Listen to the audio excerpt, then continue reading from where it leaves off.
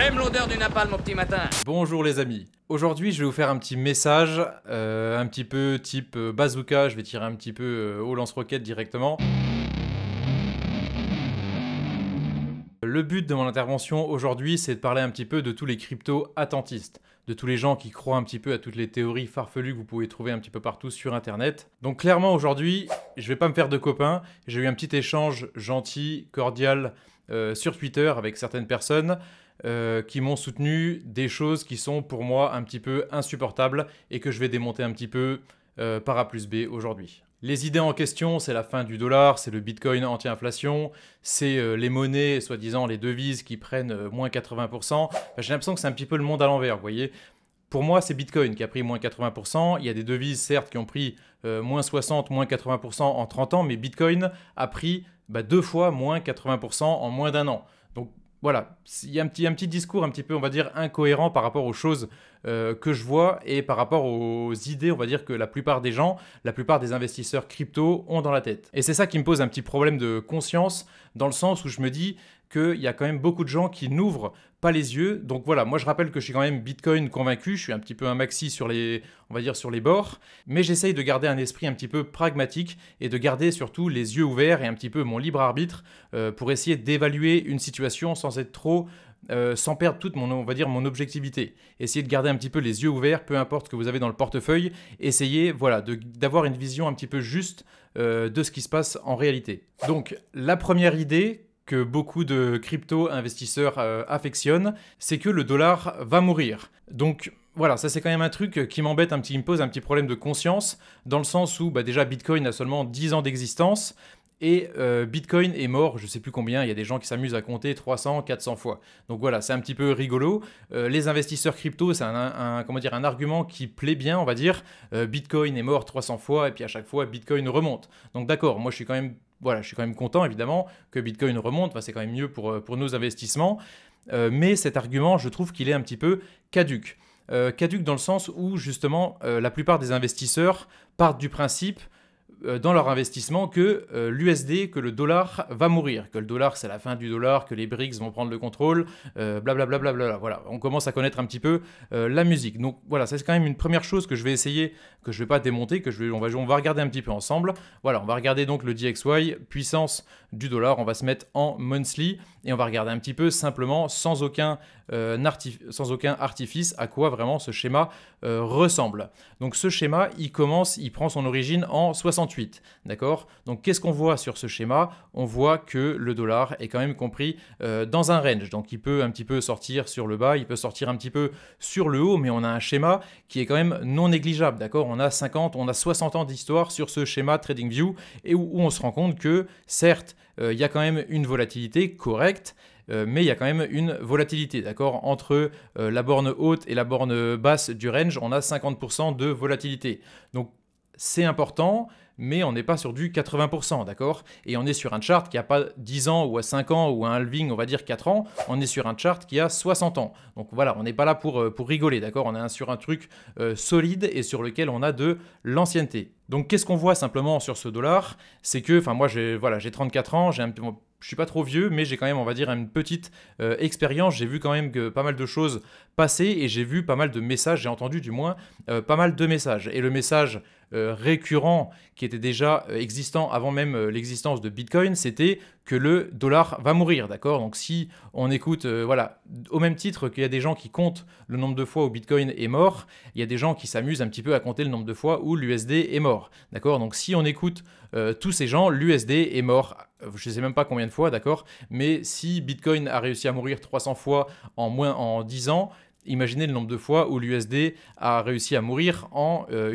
plus d'une soixantaine d'années vraiment sur ce chart. D'accord? Donc la première chose qu'on voit, c'est que en l'état, d'accord, on ouvre les yeux. On n'est pas en train d'espérer des choses ou de croire des choses. On ouvre les yeux, on regarde un petit peu le chart et on se rend compte que malgré le FUD, malgré toutes les choses qu'on peut voir, le dollar tient quand même une certaine stabilité, d'accord, dans le temps, et sur plus de 60 ans, pas sur 8 ans ou pas sur 10 ans. La volatilité reste absolument correcte de l'ordre de 50%, c'est quand même important, mais sur un chart qui a plus de 60 ans, je trouve que c'est quand même pas mal par rapport à d'autres actifs, à la crypto par exemple, hein, qui peut se prendre moins 90% comme ça en 6 mois sans prévenir.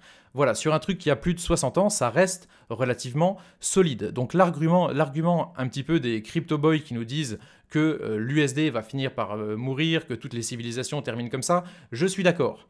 Je suis d'accord, mais en l'état, c'est absolument pas effectif. Donc là, les gens qui vous disent ça comme argument sont quand même attentistes. Ils attendent quelque chose qui n'est absolument pas effectif et qui n'est même jamais arrivé en 60 ans. Donc tout le monde se base sur un argument qui pour moi n'a pas de sens, dans le sens où pour qu'un argument soit valable, il faut que ça soit déjà arrivé. Or là, c'est jamais arrivé. Donc comment est-ce qu'on peut se baser sur quelque chose qui n'est jamais arrivé pour construire son raisonnement, pour investir son pognon dûment gagné un sacrifice du travail, du temps passé au travail? Comment est-ce que beaucoup de gens peuvent se baser là-dessus pour investir leur propre pognon sur la crypto? Donc encore une fois, moi la crypto, je suis convaincu, enfin la crypto, Bitcoin, pas la crypto, mais Bitcoin, je suis quand même convaincu. Mais à quel moment on peut se baser? Je l'ai fait aussi, hein, en 2018-2019, j'ai un petit peu cru partiellement à toutes ces théories, et ça coûte cher de croire à toutes ces théories. À quel moment, je vous montre le graphique, à quel moment vous vous dites je vais investir mon pognon que j'ai gagné pendant toutes ces années en crypto parce que je pense que le dollar va mourir. Voilà, ça c'est quand même la première chose que je voulais un petit peu clarifier, d'accord? Là, il n'y a pas d'analyse technique, je vous montre juste un schéma tout simple qui vous montre que le Bitcoin, qui vous montre que l'USD est debout, que l'USD est là et qu'en l'état, l'USD est tout sauf mort, d'accord? Donc l'USD est encore la monnaie numéro 1 au monde. En l'état, c'est pas prêt de changer. Donc quand ça commencera à changer ou quand ça changera tout court, à ce moment-là, bah, évidemment, avec grand plaisir, je changerai mon discours. Mais en l'état, on n'y est absolument pas. Deuxième chose que je voulais un petit peu évoqué dans cette vidéo, c'est le second argument justement de tous les crypto-attentistes qui nous disent oui, mais quand les devises vont chuter, donc le dollar ou l'euro, peu importe, quand les devises vont chuter, ça provoquera inéluctablement une hausse du Bitcoin. D'accord, mais sur quoi vous vous basez pour dire ça? Est-ce qu'il y a des arguments? Est-ce qu'il y a un chart? Est-ce qu'il y a quelque chose qui appuie un petit peu ça? Donc voilà, on nous dit que le pesos argentin a chuté, la lire turque a chuté, il y a eu quoi d'autre? Il y a eu des autres arguments, le Liban, voilà, la monnaie du Liban a chuté. D'accord, mais à quel moment vous avez payé en lire turque? À quel moment vous avez payé en pesos argentin, d'accord? En Argentine, ils sont en train de brûler leurs billets. Voilà, moi je vous parle encore une fois d'une situation en Europe. Donc moi, les arguments à l'autre bout du monde ou même sur un autre continent, franchement, je m'en tamponne complètement, d'accord? Moi, personnellement, je n'ai jamais payé en pesos argentins, je n'ai jamais eu la chance d'aller en Argentine, mais chez nous, de ce côté de l'Atlantique, personne ne paye en pesos argentins, personne ne paye en lire turque, personne ne paye en, je sais plus quoi, la monnaie du Liban, en livre libanaise, d'accord? Donc en Europe, chez nous, on paye en euros, on paye en USD et on paye à la rigueur, on va dire, en francs suisses, en CHF, d'accord? Donc l'argument caduque, pour moi c'est caduque, de dire oui mais les devises ont perdu 99%, non, les devises chez nous n'ont pas perdu 99%, les devises chez nous ont perdu 20% ou 25%, elles sont en train de remonter, mais comme on l'a montré sur l'USD, on est quand même dans un range depuis plus de 60 ans, et il n'y a aucune devise sérieuse, entre guillemets, qui a perdu 80% comme la crypto l'a fait. Donc voilà, moi ce qui m'embête, c'est qu'il y a des gens qui disent que il y a des devises qui perdent 80%, et ça c'est l'argument pour acheter Bitcoin. Mais les gars, ouvrez les yeux. Qui a perdu 80%? Qui a perdu 2 fois 80%? C'est Bitcoin, c'est pas l'euro, c'est pas l'USD, c'est pas le franc suisse, d'accord? Il y a un mec qui m'a insulté de tous les noms en m'envoyant un chart du CHF, on va regarder. Il m'a envoyé un chart du CHF sur 30 ans, et il me dit qui a perdu 80% de sa valeur? Bah d'accord, le CHF là depuis un certain temps, là voilà, on n'est pas bon. Hop, CHF, USD, on va prendre un truc un peu plus ancien. Voilà, là on a un petit peu d'ancienneté. Les gars, le CHF, il a perdu 30% de sa valeur? D'accord, le mec il m'a envoyé le chart comme ça. Bah, c'est toujours pareil les mecs, ils vous envoient un chart quand ça les arrange bien. Ils montent ce point haut ici et ils montent ce point ici. D'accord, là on est en 2010, là on est en 2024. Bon, il s'est passé 14 ans, mais le CHF il est dans son range. D'accord? À quel moment? Le CHF il n'est pas en bas, hein, d'accord? Bitcoin, je vous montre le schéma, c'est pas compliqué. Hein. Bitcoin, si vous regardez, ça fait flipper quoi. Enfin, je veux dire, moi je suis d'accord, j'ai les poches pleines. Encore une fois, je suis Bitcoin maxi, je pense qu'à terme, la crypto va exploser, mais que ce terme n'est pas encore arrivé, d'accord? Ça fait peur, ça me fait flipper, d'accord? Une volatilité extrême comme ça, des trucs qui montent et qui redescendent et qui plument 90% des gens qui perdent 90% de leur investissement, ça fait absolument flipper. Et maintenant, on va arriver simplement sur le cœur de cette petite démonstration. On va pas casser de pain ici, hein, d'accord? On va juste montrer des choses de manière évidente et chacun pourra se faire un petit peu son propre avis. Moi, mon but, c'est pas de vous marteler un message dans le cerveau pour que ça rentre comme le ferait un crypto maxi, d'accord? Moi, je regarde de manière pragmatique et le plus objectif possible une situation, un chart, et j'essaye de construire vraiment un raisonnement autour de ça. On va regarder, voilà, la lire turque, voilà, on y est, donc TRI, donc la lire turque c'est TRI USD. Voilà, donc effectivement, on est sur une chute assez radicale. Voilà, là on est vraiment en monthly, hein, donc ça fait flipper. Regardez, je ne sais même pas depuis jusque où on va pouvoir... ça fait flipper. Là, franchement, ouais, c'est même vraiment un truc de ouf. Bon, tout simplement, sans tergiverser, sur les années, on va dire 90, la lire turque s'est radicalement explosé, d'accord, on va même pas prendre le point le plus haut, voilà, on est déjà sur du 94%, et là on va dire depuis, entre guillemets, la pseudo-stabilisation des années 2000, on va prendre un point ici, on est encore sur du moins 97%, d'accord, donc moins 99% et moins 99% sur ce qui reste, je vous laisse un petit peu imaginer, bon, il n'y a plus rien, quoi, sérieux, et sans déconner, il n'y a plus rien, voilà, bon, d'accord, donc là, théoriquement, on attend un Bitcoin qui explose, on attend un Bitcoin qui fait x10 ou x50 ou x100, mais vraiment, on attend vraiment un truc de ouf, quoi. Je veux dire, la monnaie, le dénominateur s'effondre à moins 99,99%, on attend un Bitcoin qui pète le plafond, d'accord? On va regarder ensemble, BTC, TRY, comme ceci, tac. On n'arrive pas sur un bon schéma. Deuxième, voilà, là on est un petit peu plus clair. Et qu'est-ce qu'on observe sur Bitcoin? On observe évidemment le même schéma, hein, d'accord, le wedge ici, on retrace. Sur notre chart à nous, on a été plus ou moins ici. Et là, on est actuellement en train de descendre. On peut même le faire revenir directement. On peut ajouter BTC classique qu'on connaît, qu'on analyse sur les vidéos. Tac, hop. Voilà, donc là on est quand même sur un schéma, on va dire, un petit peu similaire, sauf que le chart n'a pas eu la chance de remonter autant que ça, d'accord? Donc, qu'est-ce qu'on entend par là? Qu'est-ce qu'on veut dire par là?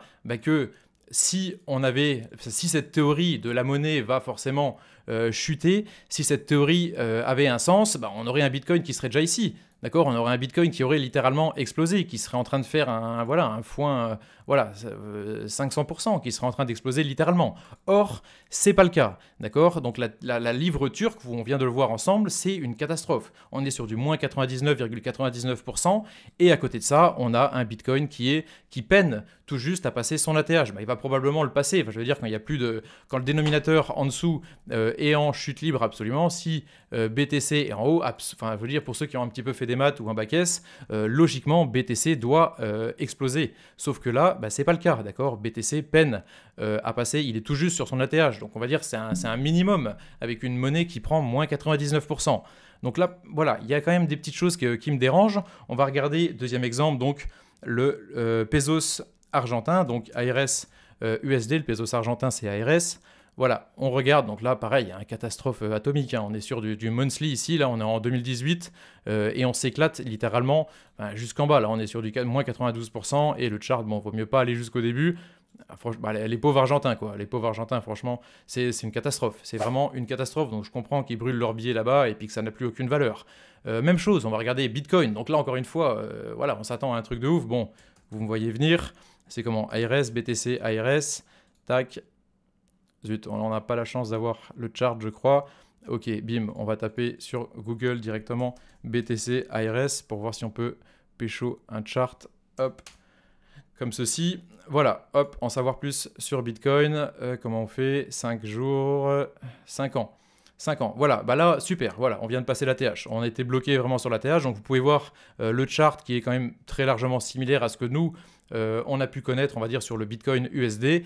Et dernièrement, là, le pesos argentin, c'est littéralement fracassé au sol, hein, vous l'avez vu, ils crament leurs billets, ils ont des brouettes de billets, ça n'a pas de sens.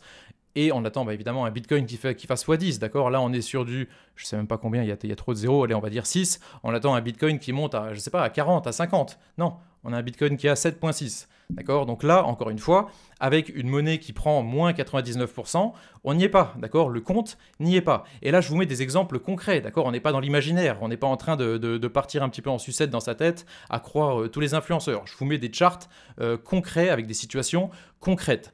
Donc, la question... D'accord, toutes les civilisations se terminent avec la chute de la monnaie, on imprime de la monnaie, ça crée une surinflation, les devises perdent de leur valeur, et ça termine par donner l'effondrement du système. Bon, on les a tous regardés, les vidéos complotistes là-dessus, on aime bien, enfin moi, avant de dormir, je mange mes petites céréales, je regarde ça, c'est bien, ça me divertit. Voilà, mais il y a un moment, il faut quand même ouvrir les yeux, il faut être pragmatique dans son approche, d'accord? Donc le dollar, on l'a montré, dire que le dollar va mourir, on est attentiste. Moi, je suis d'accord, je pense que le dollar va effectivement mourir un jour, mais en l'état, il n'en est rien. D'accord? Le chart est stable, tout va bien, tout est beau dans le meilleur des mondes. Le dollar ne va pas mourir à court terme, sauf je sais même pas quoi, mais le dollar ne va pas mourir à court terme. Et quand bien même il venait à mourir, quand bien même le dollar venait à chuter drastiquement, on a vu l'effet de la dévaluation d'une devise spécifique sur Bitcoin. Et l'effet, il est proche de zéro, d'accord? Donc il y a un petit effet évidemment, le chart est plus haut que le nôtre, mais on est proche de zéro. Pourquoi? Parce que quand une devise se dévalue, quand il y a une catastrophe, les gens retirent leur thune. Et les gens retirent leur thune de quoi, à votre avis? Ils retirent leur thune des actifs à risque, à savoir Bitcoin, les actions, petite capitalisation, tout ce qui va se faire éclater lors d'une récession, les gens ils retirent avant de se faire éclater, ils sont pas stupides, d'accord? Se prendre 90%, moins 90%, personne n'a envie de se prendre moins 90%, sauf les gens qui sont non éduqués, sauf les gens qui arrivent en crypto en 2020-2021, qui envoient la sauce et qui payent justement pour les autres, d'accord? Donc le dollar n'est pas mort, et quand bien même le dollar venait à mourir, c'est pas gagné pour Bitcoin, on n'a absolument rien de garanti. Et là on a des cas d'école devant les yeux qui nous montrent, qui nous prouvent justement qu'en l'état on a 100% de statistiques qui nous disent que même en cas de dévaluation d'une devise, il ne se passe pas grand-chose sur Bitcoin, d'accord? Donc, essayez de remettre un petit peu les choses dans leur contexte, essayez d'arrêter justement d'être attentiste, parce que ça commence à me fatiguer, moi. Essayez d'être pragmatique dans votre approche, d'accord? Regardez les charts, regardez ce que vous disent les chiffres et projetez votre plan là-dessus. Arrêtez d'avoir des croyances, arrêtez de baser justement votre plan d'investissement sur des croyances qui sont en plus de ça erronées et qui n'ont aucune statistique pour venir appuyer justement ces données, d'accord? Donc Bitcoin, anti-inflation, bullshit. D'accord? C'est comme ça qu'on nous l'a vendu, c'est comme ça qu'on me l'a vendu en 2018-2019. Bullshit. On se fait avoir sur un bear market et en général, sur le deuxième, normalement, avec un minimum de neurones, on ne se fait pas avoir une deuxième fois. Bon, je pense qu'il y en a quand même à qui c'est arrivé. Moi, personnellement, j'ai aussi reperdu des plumes alors que j'étais censé être préparé. Voilà, j'ose espérer que sur le troisième, ça ira quand même beaucoup mieux. Mais il y a des choses, j'ai revu un petit peu mon point de vue sur pas mal de choses et j'ai abordé un petit peu les choses de manière plus pragmatique, moins attentiste, moins crypto-enthousiaste, moins crypto-rêveur et plus terre à terre. Et voilà, plus pragmatique tout simplement dans l'approche. Bon, ce petit message rapide, je vais pas me faire des copains encore une fois, insultez-moi, allez-y, en commentaire directement, j'ai l'habitude, c'est pas moi qui lis les commentaires de toute façon. Voilà. Ce message, c'est pas encore pour m'embrouiller avec des crypto-enthousiastes, d'accord? Moi aussi, je suis crypto convaincu, mais encore une fois, essayez d'avoir une approche pragmatique, d'accord? Le dollar ne va pas mourir demain, et quand bien même le dollar venait à mourir, on n'a absolument aucune garantie sur la crypto, d'accord? Donc Bitcoin, je pense que c'est solide, j'espère que c'est solide, parce que sinon ça risque de faire mal au portefeuille. Mais voilà, dans tous les cas, la crypto, on reste encore à ses débuts et on n'a absolument aucune garantie pour la suite. Allez, mettez un petit commentaire, faites-vous plaisir. À la prochaine les copains.